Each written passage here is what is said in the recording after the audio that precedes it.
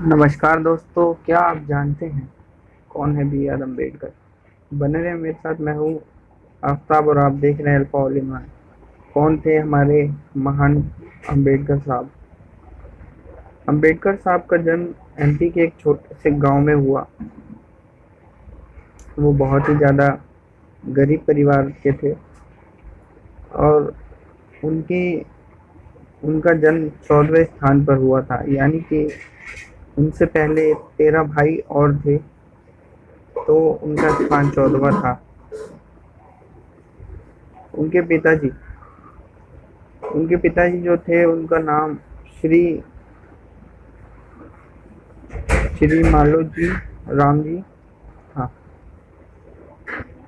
उनका जन्म एक दलित परिवार में महार जाति के अंदर हुआ, यानी कि बहुत ही निचला वर्ग, जहाँ उस समय लोगों को वो इज्जत नहीं मिलती थी।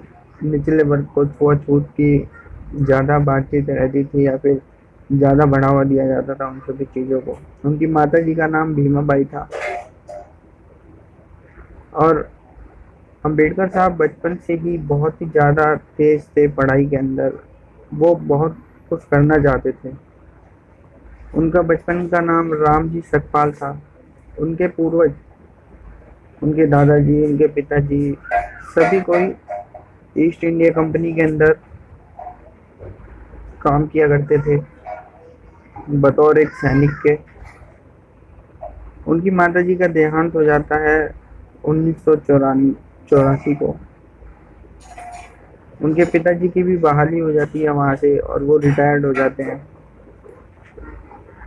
तो बहुत सारे बच्चे होते हैं घर के अंदर, उनको पालना बहुत मुश्किल होता है, तो उनके चाचा श्री राम जी सकपाल वो पालते हैं उन्हें, जिसमें से भुखमरी के कारण सभी बच्चे मर जाते हैं और सिर्फ 3 बच्चे ही बच पाते हैं।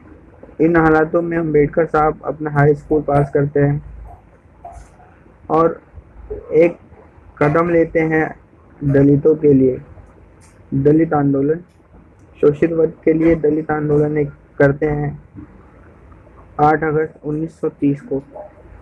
और वो उसमें सफल भी होते हैं। वो पढ़ने लिखने में वैसे भी बहुत ज़्यादा तेज थे, तो वो पढ़ाई लिखाई को बहुत ज़्यादा मान्यता देते थे।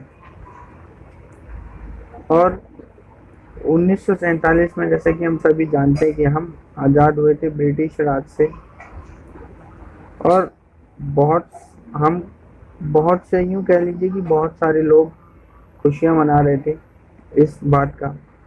और 26 नवंबर 1949 को संविधान बनाया गया, जिसमें अम्बेडकर साहब को बुलाया गया था उस कमेटी के अंदर कि आप भी आए और हमारी सहायता करें।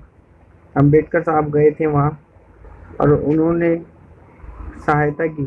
4 अक्टूबर 1956 को बुद्ध धर्म को अपना लिया जब वो वहाँ श्रीलंका गए।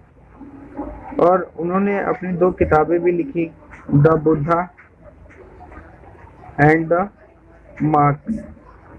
2 दिसंबर 1956 को वो प्रकाशित हुई। वो 1956 के दौर से ही बहुत ज़्यादा बीमार रहने लगे, बहुत ज़्यादा बीमार रहा करते थे वो। उन्हें मधुमेह की समस्या हो गई थी। कुछ लोग तो यूँ भी कहते हैं कि उनकी पत्नी ने उन्हें जहर पीसकर दूध में मिलाकर पिला दिया था, जिसके कारण उनकी मृत्यु हो गई। और उनकी मृत्यु दिल्ली के अंदर, उनका जो घर था वहाँ पर उन्होंने अपनी आखिरी सांसें ली 6 दिसंबर 1956 को। आज आपको बहुत शुभकामनाएं अम्बेडकर जयंती के दिन। Thank you for watching. धन्यवाद।